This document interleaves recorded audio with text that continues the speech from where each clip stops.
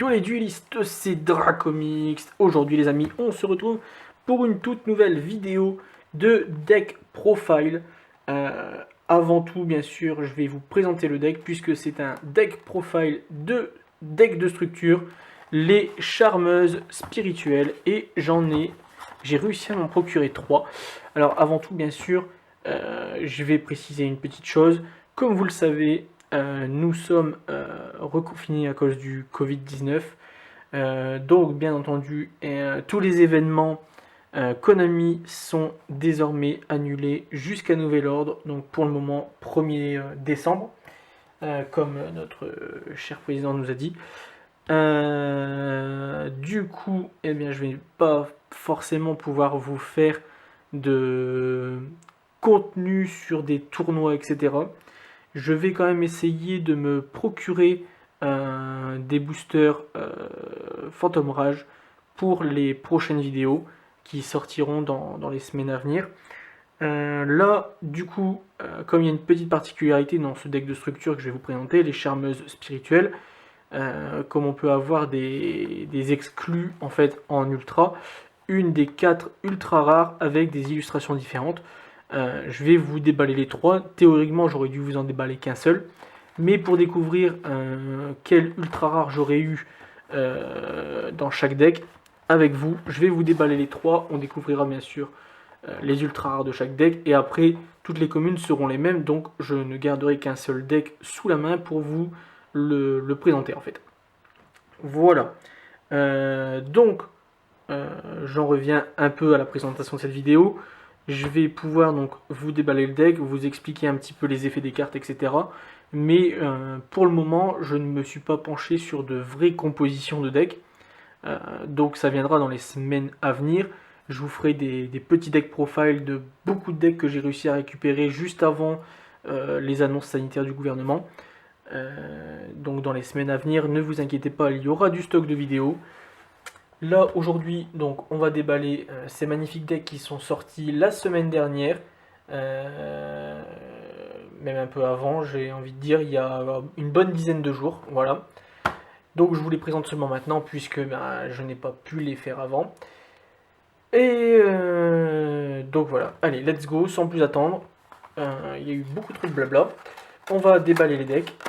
Et je vais vous présenter tout ça. Ah oui, aussi, il y a des tapis différents dans chaque boîte. Voilà. Donc on va les découvrir aussi ensemble. Voilà. Alors, du coup, les petites communes, elles sont ici. Et il y a aussi des jetons aussi qui sont tous différents. Il y a, je sais plus combien de jetons différents.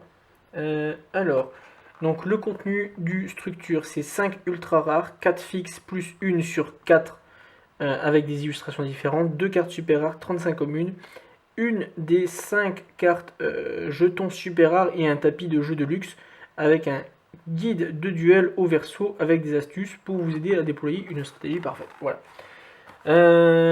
Hop, du coup, on déballe tout ça. Donc en fait, j'aurais même pas besoin de déballer ça puisque les ultras, elles sont là-dedans apparemment. D'après ce que j'ai cru voir en ouvrant la première boîte. Donc voilà, à moins que ce ne soit que le jeton, mais il y a l'air d'y avoir 2 cartes à l'intérieur. Ça m'arrangerait que l'illustration, enfin l'ultra rare à illustration différente, elle soit dans le même paquet que le jeton. Là. Voilà, le deuxième. Voilà, et le dernier. Alors on déchire tout. Voilà, hop. Allez, sors de là. Voilà, tac et tac. Voilà, les boîtes sont déchirées. Alors, on va découvrir d'abord le tapis pour commencer. Alors, le tapis, du coup... Ok, alors, ici, donc on a celui-là. Donc ça, c'était celui du 3e. Est-ce que celui-là, c'est le même? Si jamais, j'ai pas de bol. C'est l'air d'être le même. Ok. Bon, on va voir. Le 3e, ça a l'air d'être aussi le même. Est-ce que ça annonce quelque chose par rapport au reste? Ça a l'air d'être les mêmes tapis. Derrière, qu'est-ce qu'on a? Galerie d'art Yu-Gi-Oh! TCG. Ok. Là, c'est la même chose. Ok. Et ici, c'est tous la même chose. Ok, bon. Bah, soit j'ai vraiment pas eu de bol, soit les tapis ne sont pas différents les uns des autres. Bon, voilà. Tac, je vous montre un petit peu ce qu'il y a là au dos du coup. Voilà. Et puis les petites stratégies que je vais me réserver pour le moment.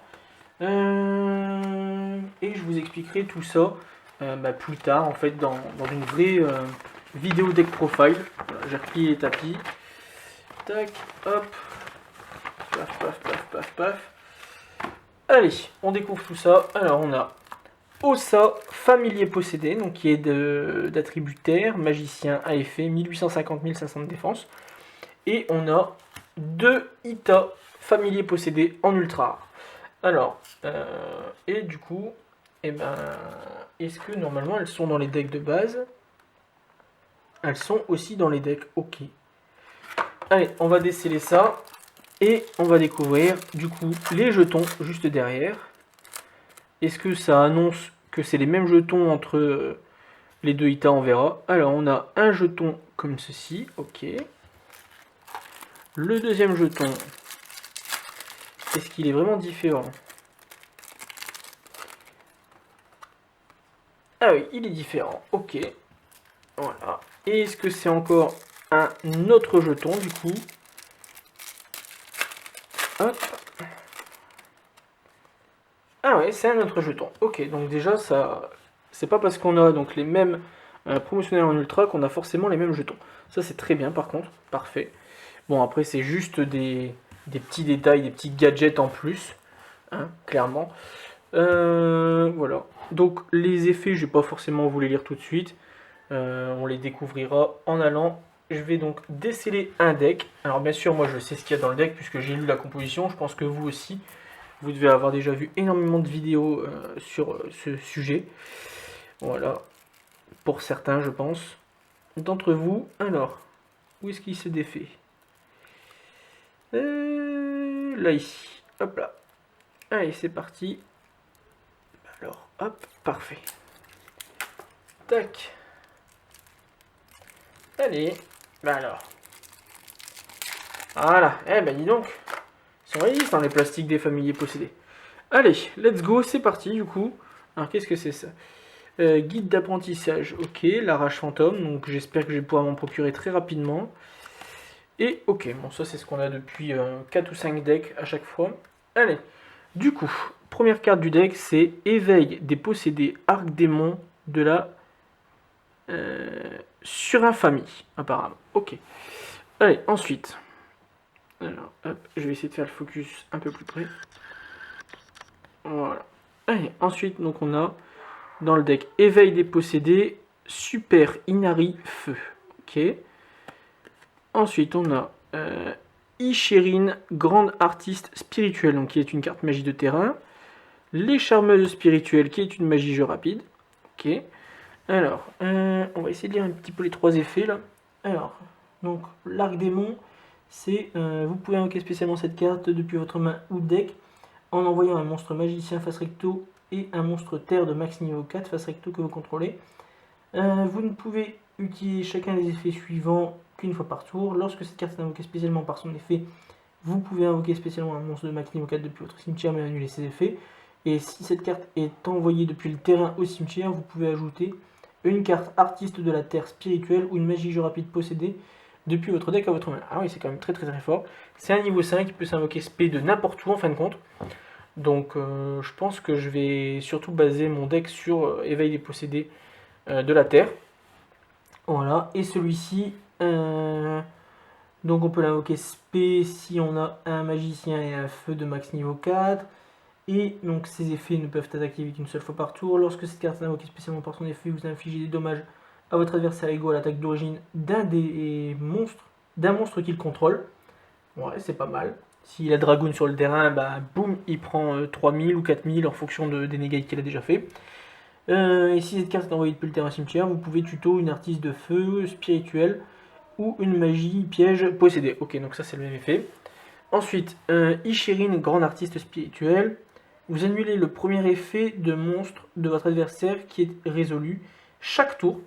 Ok, donc après c'est à lui à bien choisir les effets qu'il veut enclencher et dans quel sens. tant que vous contrôlez un monstre magicien avec max, donc avec 1500 de def. Pas max, c'est 1500 de def, point barre. Ok.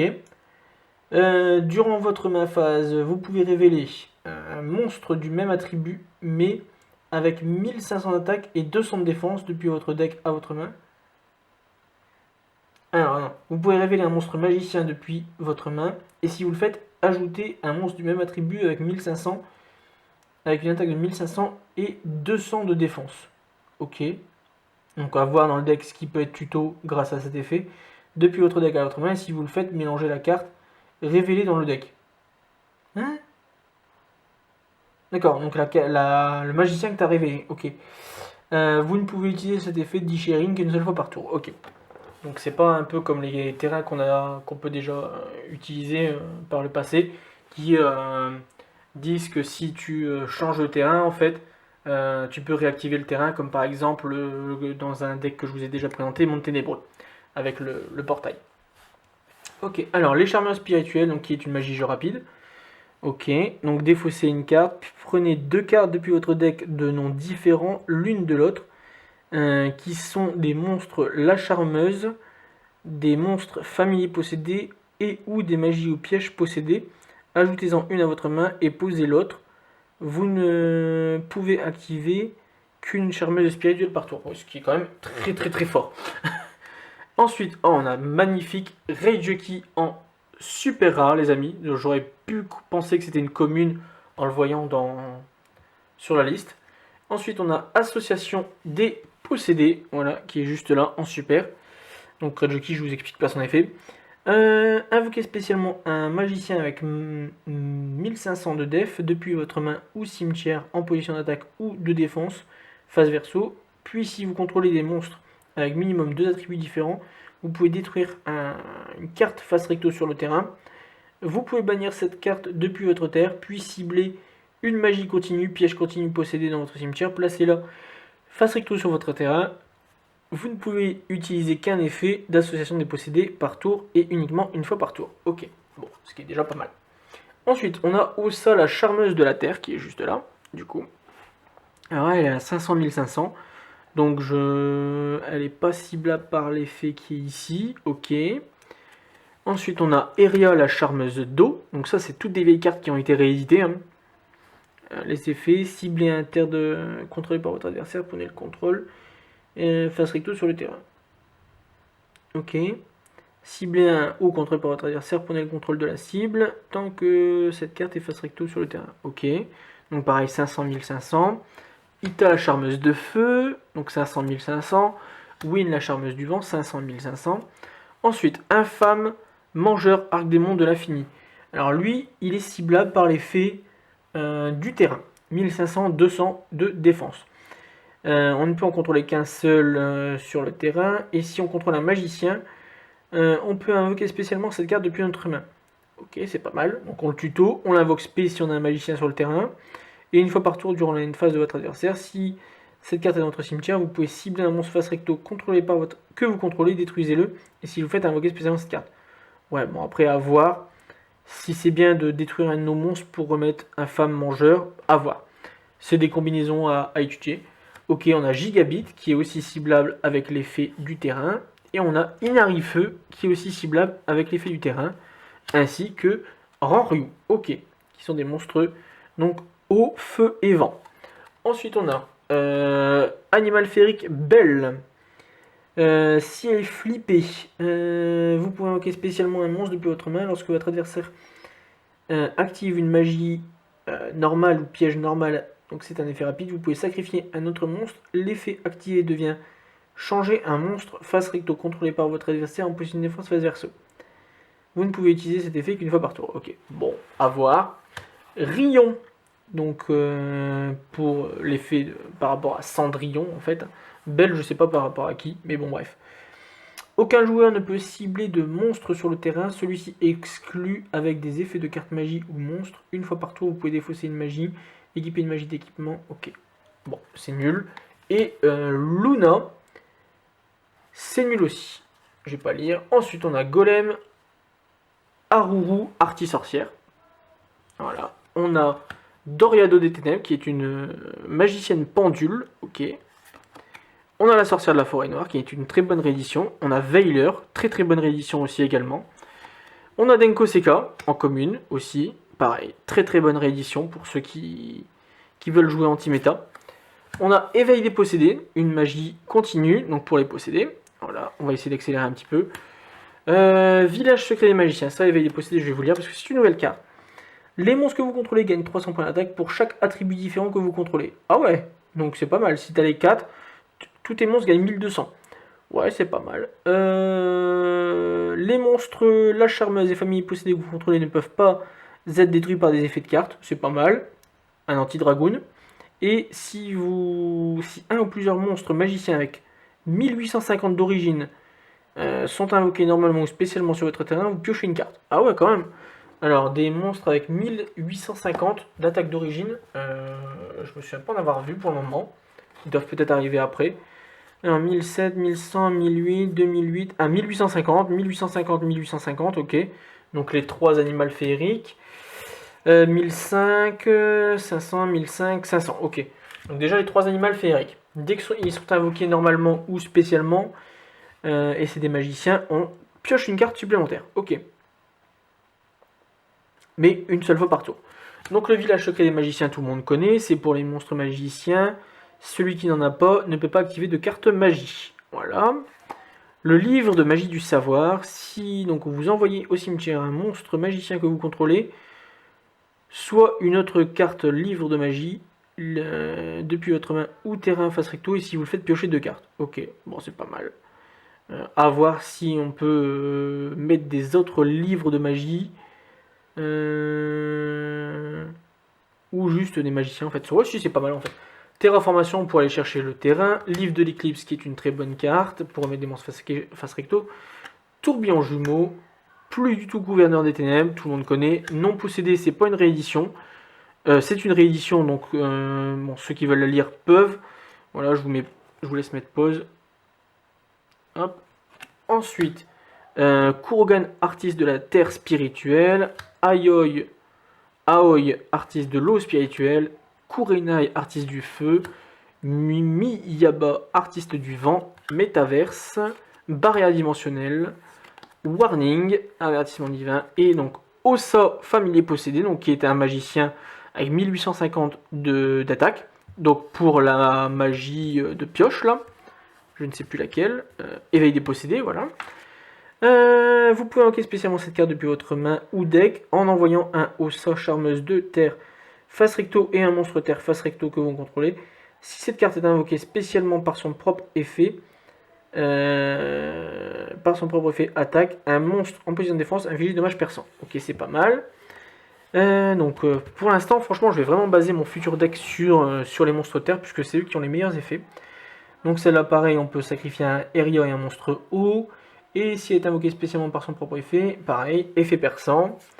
Ici, effet perçant aussi, mais avec un Ita et un monstre feu. Et effet perçant avec un Wind et un monstre vent. Voilà. Donc du coup, les amis, je vous ai présenté tout le deck. Il n'y a pas d'autres variantes en fait dans le deck en lui-même qui est scellé. Les variantes c'était ici.